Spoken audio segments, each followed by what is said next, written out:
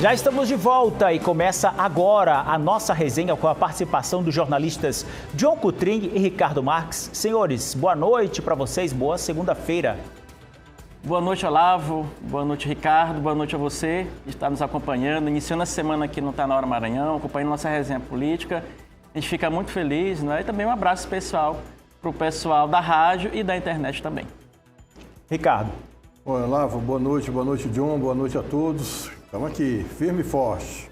Pois é, agora começa contigo, Ricardo. Acredito que pela primeira vez o comandante do Palácio dos Leões confirmou em alto e bom som que vai Zé Reinaldear, termo que você usa aqui no nosso programa. Pois é, o Zé Reinaldear é uma alusão ao ex-governador Zé Reinaldo Tavares, que em 2006 ficou até o final do mandato e elegeu Jackson Lago governador do estado, né? O Carlos Brandão. Eu venho batendo nessa técnica. Vai Zé Reinaldear, vai Zé Reinaldear. Cunhou o termo, né, Ricardo? E agora ele próprio, né, afirma que vai ficar até o final do mandato. Tem até uma fala dele aí. Temos a fala dele aí, vamos acompanhar. Eles estão dizendo aí que quando assumir vão acabar o programa Maranhão da Livre da Fome. Eu quero garantir para vocês o seguinte: enquanto eu for governador, que eu vou ser governador até o último dia do meu mandato, ninguém acaba o programa. Ninguém acaba o programa até dezembro de 2026. E não vai acabar para frente, porque nós vamos eleger o nosso sucessor e o nosso sucessor vai continuar. Vai continuar o programa. Enquanto os cães ladram, a carruagem passa, não é assim que diz? A carruagem passa mostrando trabalho. É de segunda a segunda. Mas claro que isso não dá, né, Ricardo? Não dá, e essa fala dele muito incisiva, né? Enquanto os cães ladram, a caravana passa e tal. A gente até brincava agora há pouco lá no expediente final que o governador precisa dar nome aos cães, né? Então, o ditado é nome aos bois, mas aí como ele fala... Agora sim, já era meio que esperado, né? Os movimentos do governador Carlos Brandão, de sua equipe, né? Eles são muito claros, a gente percebe nitidamente, né, a insatisfação com a relação aí com os dinistas, muito deteriorada, e aí ele já começou a trabalhar um nome para a sua sucessão, né? Até aí eu sempre achei que isso ia acontecer. Lá atrás, quando foi anunciado que o Brandão seria o candidato, eu disse, é um erro. Porque o Brandão não é de esquerda, né? Embora agora ele tenha sido, enquanto governador, muito correto com as pautas da esquerda aqui no Maranhão. Inclusive esse programa Maranhão Livre da Fome, que ele fala que se os outros ganharem, pretendem acabar, não acaba não. Isso aí é igual o Bolsa Família. Por que não acaba? Porque se esse programa de fato der certo, como eu penso que pode dar certo, se tiver o engajamento de todos os 217 municípios, vai acabar com a extrema pobreza, né? Você não vai tirar o Maranhão da pobreza, nós vamos continuar pobres, nós vamos acabar com a extrema pobreza. São aí 500 e poucas mil pessoas, né? 94 mil famílias. O que acontece? Ninguém vai acabar, porque se acabar, volta à extrema pobreza, entendeu? A gente pode não avançar no combate à pobreza, mas a retroceder para a extrema pobreza, não. Agora, é muito claro que o governador tem já o seu pré-candidato. Nesse ponto, eu confesso, nunca enxerguei que o governador ia ser tão além, né? Além de ficar, eu esperava, ele vai ficar, vai ser Reinaldear, vai apresentar o nome do grupo. Até eu enxergava alguns nomes ali no grupo que eventualmente poderiam ser candidatos à sucessão, mas ele foi além, tirou da cartola um membro da família, né? Um consanguíneo dele, governador. Isso tem um peso, resta esperar. Por enquanto, não está tendo efeito negativo. Onde o Orleans chega tem sido bem recepcionado, a base de apoio à pré-candidatura do Orleans cresce a cada dia, mas isso tem muito a ver com o que o John fala. O governo do Carlos Brandão é bem avaliado, mais de 60% de aprovação da população do Maranhão. Se o governo vai bem, o candidato do governo fatalmente irá bem. A gente está acompanhando aí essa evolução aí desse cenário de sucessão aqui no estado do Maranhão. Agora, Quem disse que também não pretende fazer grandes mudanças é a presidente do Legislativo do Maranhão, que deixou claro e em letras garrafais com quem vai seguir em 2026, John. A presidente da Assembleia, Iracema Vale, estava naquele evento lá do União Brasil, União Brasil esteve aqui, o presidente nacional do partido, Antônio Rueda, fez um evento da federação para declarar apoio, além do Orleans, candidato ao governo, também declarou apoio para o Fufuca e para o Pedro Lucas, candidatos ao Senado. A gente está fazendo essa retrospectiva para o pessoal entender em casa, não é?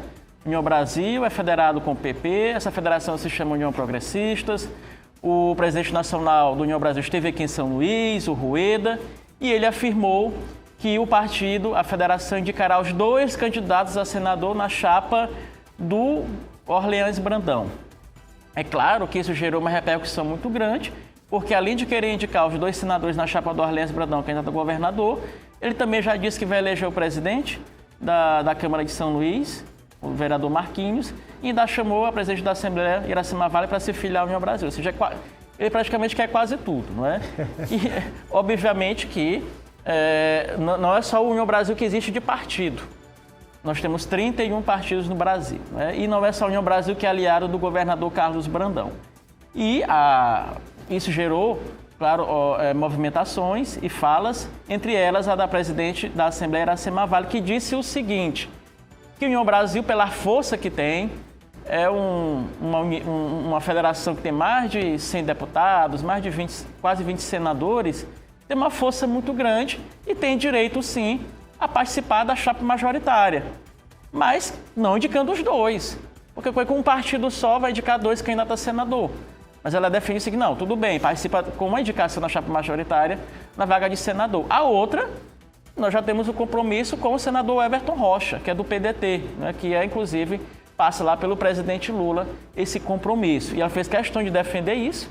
Ela diz o seguinte, não é que essa composição tem que ser feita através do diálogo, né? Lealdade e construção coletiva, realmente, construção coletiva. O próprio Orleans Brandão, quando foi questionado disso, ele falou o seguinte, olha, quem vai decidir é o governador Carlos Brandão, em conformidade com seu grupo político. Ou seja, não tem como, hoje, União Brasil, indicar esses 2 candidatos. E certamente hoje, se fosse hoje um recorte feito, a chapa seria Orleans, o Everton e Fufuca. Esses seriam os nomes pela conjuntura formada hoje, né? Quando o Rueda falou que ia indicar 2 candidatos a senador, obviamente desagradou a Elisiane e um monte de gente também. A Elisiane é aliada do Brandão, é candidato a senador, só citando apenas um exemplo, não é? Então, obviamente que é o seguinte, o Rueda, quando você negocia, não é?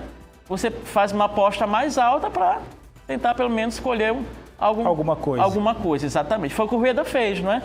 Vou dizer que eu quero logo tudo. Eu quero senador, 2 senadores, eu quero presidente da Câmara, eu quero presidência da Assembleia, eu quero tudo para ver se eu colho pelo menos uma vaga na chapa majoritária. Isso faz parte do jogo, obviamente, não é? Isso faz parte do jogo. Mas foi importante a presidente da Assembleia, Iracema, delinear, não é, como é que é feito, como é que é o espaço de cada um. E ela deixa bem claro, né? Um compromisso que ela já tem, o grupo dela, um é com o Everton e ela defende que a outra indicação seja do União Brasil. E para finalizar, em relação à questão do Carlos Brandão, né?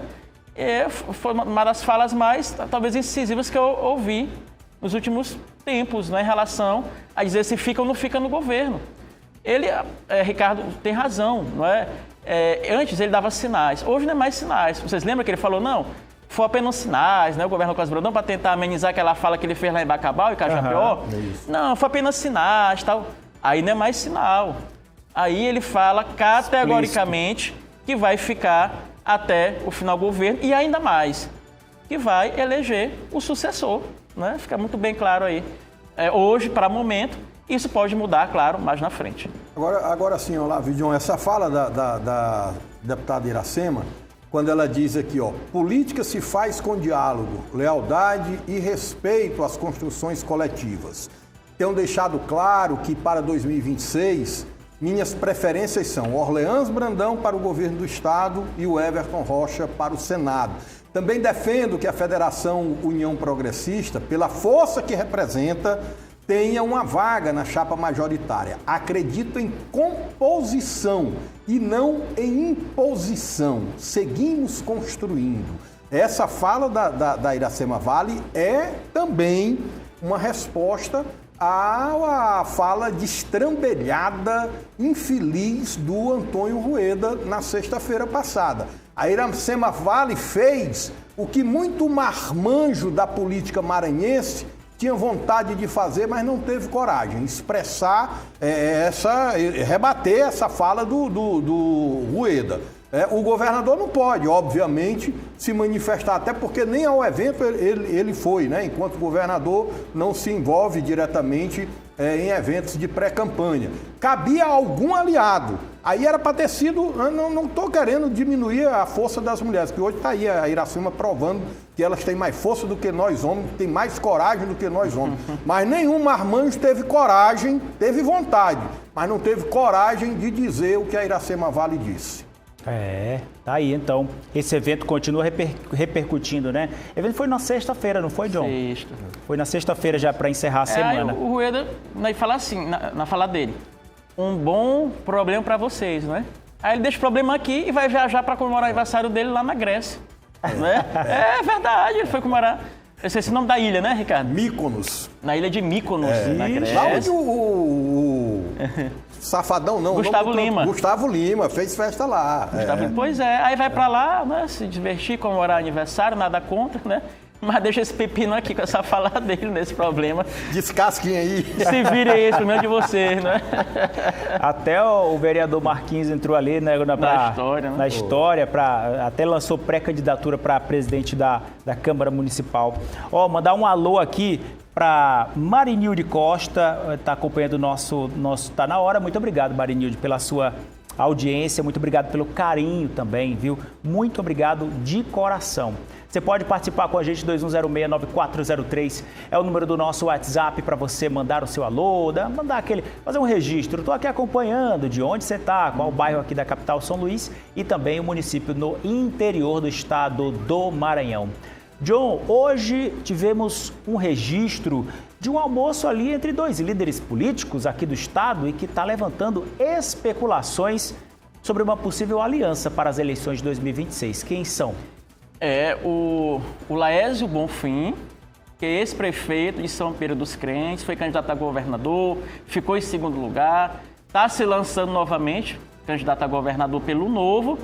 Ele se reuniu com o ex-senador Roberto Rocha. Esse encontro foi hoje aqui na capital maranhense, entre eles dois, não é? Vale lembrar que são dois nomes da direita que estão tentando aí se formar uma chapa. O Laésio já está colocado como pré-candidato a governador pelo Novo. O Roberto Rocha ainda não tem partido. Ele está tentando se encaixar em algum partido, em alguma chapa. Obviamente que o Roberto não vai nem com o Brandão e nem com os dinistas, não é? Ele está procurando um espaço na direita, até no centro também. E aí ele conversou hoje com o Laésio é pré-candidato a governador. E vale lembrar que os dois já não se bicavam antigamente, no passado recente, na verdade. Vocês lembram da eleição passada, não é? Sim. Da briga aí do Laésio Bonfim com o Roberto Rocha. Inclusive, o Laésio, né, chegou até a atacar o Roberto. O Roberto também parece que não se deu muito bem com o Laésio na eleição passada. Foi aquela dificuldade. O Laésio já chegou a dizer que não tinha dinheiro para bancar a campanha, que não tinha dinheiro nem para jantar, não é? Aí eu fico perguntando quem será que pagou esse almoço aí, né? Se foi o Laésio, se foi o Roberto Rocha, que no passado ele disse que não tinha dinheiro nem para comer na campanha, né? Mas dessa vez acho que as coisas estão melhor, né? Estão almoçando aí, estão num restaurante chique aqui de São Luís, estão bem. Mas assim, eles estão se organizando, é importante tentar unir a direita aqui no Maranhão, porque tem um fator interessante nessa questão, que é o Eduardo Braide, que ainda não definiu se é candidato ou não. Até saíram publicações na imprensa local de que ele define o Eduardo Braide até novembro, até dezembro, só que tem muita gente que não quer esperar, não é? O Aloysio Mendes já declarou apoio lá para o Orleans, já se bandiou lá para a turma do Palácio, não é? O Laésio chegou a dizer, o Laésio Bonfim, não, eu até renuncio, né, até abro mão da minha candidatura a governador para apoiar o Braz, se esse for o desejo do povo. Depois ele recuou sobre essa afirmação, porque o Braz também não estava indefinido, não sabia se é candidato ou não. E o Laércio precisaria colocar o nome dele em evidência, né, colocar o nome dele em campo, porque senão ele perderia espaço e perderia importância também no jogo. Poxa, como é que eu vou abrir mão de uma candidatura agora? Então ele está percorrendo aí Maranhão, está conversando, está dialogando. O Roberto Rocha, ele ainda não tem partido, mas é um nome ali que é ligado, de certa forma, aos bolsonaristas, né? O Bolsonaro tem a simpatia do Bolsonaro e está tentando cavar um espaço aí numa vaga de senador, não é? Que pode ser com o próprio Laércio Bonfim, obviamente. Ele pode ter esse espaço, eles podem se entender, esquecer as rusgas do passado, né, Ricardo? Isso fica para trás, né? Essa confusão entre eles fica para trás, é coisa do passado.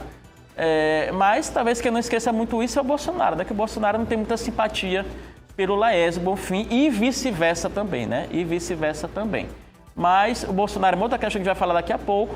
Mas é isso, Ricardo e Olavo, é uma conversa que está ocorrendo e que vai depender também aí do próprio Eduardo Braz, como ele vai se posicionar, né? Se é candidato ou se não é. Eu conversei com alguns bolsonaristas, inclusive depois da eleição passada. O que aconteceu também é porque é o seguinte, John, houve aí uma história que disse que depois o Laércio Bonfim não teria atribuído ao Bolsonaro os votos que ele teve. Então, tipo assim, foi ele, não foi o Bolsonaro, essa coisa toda. Tipo, minimizou a participação, a influência do Bolsonaro nessa votação dele. E alguns bolsonaristas ficaram chateados porque, de fato, você atrelar o nome de Bolsonaro, você consegue angariar esses votos, mas ele parece que ali deu essa pisada na bola, o que teria desagradado alguns bolsonaristas. A gente vai ver como é que vai ficar, né? Porque o Maranhão vai se dividir entre esquerda e direita. A gente está vendo aí que não se sabe, não é, Ricardo, se Eduardo Braz vai ser realmente candidato, mas a gente vai esperar o que vai acontecer nos próximos... Com todo respeito ao Laércio Bonfim, candidato a deputado federal, teria dificuldade de se eleger. A votação dele se deve ao Bolsonaro, por conta da polarização. Ali foram os votos do Bolsonaro. Agora, é importante essa reaproximação dele com o Roberto Rocha, que o ex-senador Roberto Rocha é uma pessoa muito benquista pelo próprio Jair Bolsonaro e família, né?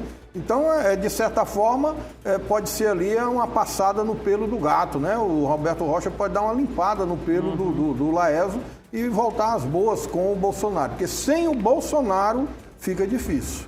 Maria Francisca Francimar, obrigado pela audiência. Ela está em Caxias acompanhando a Francisca acompanhando o nosso Tá Na Hora. Muito obrigado a você aí, Francisca, e todo mundo da cidade de Caxias. Hoje, o ministro do Supremo Tribunal Federal, Alexandre de Moraes, reforçou a proibição de uso de redes sociais pelo ex-presidente Jair Bolsonaro, que inclui transmissões, retransmissões ou veiculação de áudios, vídeos ou transcrições de entrevistas em quaisquer plataformas de redes sociais de terceiros. Ricardo, essas medidas, elas são realmente necessárias? Talvez sejam até necessárias, mas elas são exageradas, né? Isso aí atenta contra o Estado democrático de direito. Não existe uma democracia onde uma pessoa pública, ou qualquer cidadão, né? Mais ainda uma pessoa pública, um dos maiores líderes políticos, você pode não gostar do Bolsonaro. Eu também não acho ele essa Coca-Cola, não. Mas é um dos maiores líderes que a gente tem. Não pode dar uma entrevista. Que democracia é essa? Qual é a democracia que proíbe uma pessoa de se expressar publicamente na rede social, num blog, numa emissora? Não existe isso. É um excesso. Outro dia eu alertei aqui.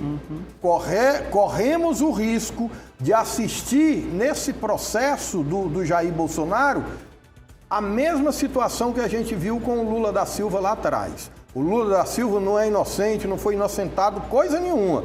As denúncias comprovaram que teve sim corrupção, muita corrupção, foi condenado, contudo, o processo eivado de nulidades voltou para a estaca zero. A mesma coisa corre o risco de acontecer com o Bolsonaro.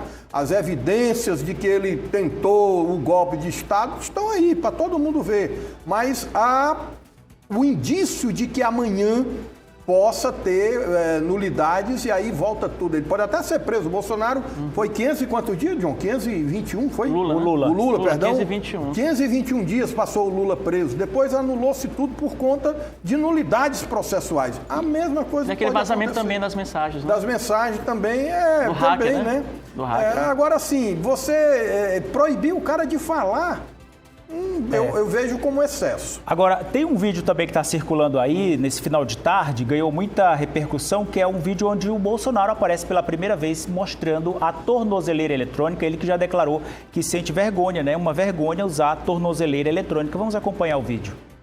Não roubei os cofres públicos. Isso aí. Não desviei recurso público. Tira o celular aí, Não matei ninguém. Não trafiquei ninguém. Tira o celular. Isso aqui é o símbolo da máxima humilhação desse país. É humilhação.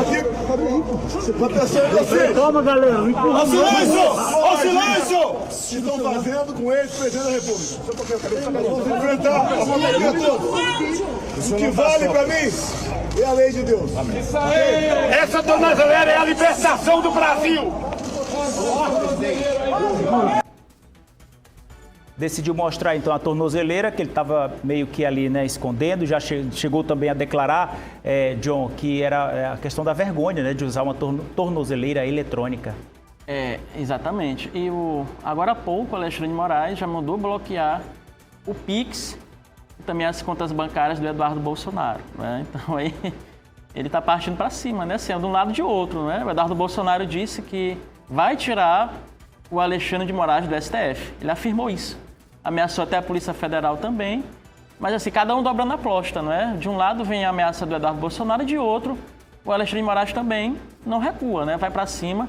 Mas eu concordo com o Ricardo, acho um exagero na parte dele pedir dele usar as redes sociais, dele dar entrevista, falar. Né? Acho que ele tem esse direito, né, como cidadão, ex-presidente da República, até porque ainda não foi condenado e nem foi julgado, ainda não está preso. Né? Ainda não está preso. Vai ser preso, mas ainda não está, ainda tem esse direito. Né? Direito da ampla defesa também, obviamente. Né? Que o próprio presidente Lula defende isso. Tem o direito da ampla defesa. Acho que isso é o mais importante no processo. Se ele é culpado ou não, a justiça vai decidir, mas ele tem todo o direito de se defender. E o Alexandre de Moraes que se cuide, porque no Estado eminentemente de esquerda, principal reduto do lulismo, a gente está vendo aí a possibilidade real de a direita emplacar um candidato ao Senado na chapa da esquerda. Imagina esses caras formando maioria lá no Senado. Já era, viu, Alexandre de Moraes? É uma grande possibilidade aí no futuro, na próxima legislatura, já de haver uma mudança, não é, Ricardo? Nessa ordem aí da casa, digamos que do judiciário, questão de STF. Olha, o negócio está evoluindo aí, não se sabe como é que vai acabar, né? Porque se der uma ameaça de um lado, ameaça do outro, meu Deus do céu. Senhores, acho que sim a gente encerra a nossa resenha de hoje. Obrigado pela participação. Boa noite. Boa noite, até amanhã. O Tá Na Hora Maranhão fica por aqui. Obrigado pela audiência e companhia. A gente volta amanhã, a partir das 6h30 da noite, aqui na Difusora. Beijo grande, fica com Deus. Beijo da família. Tchau, tchau.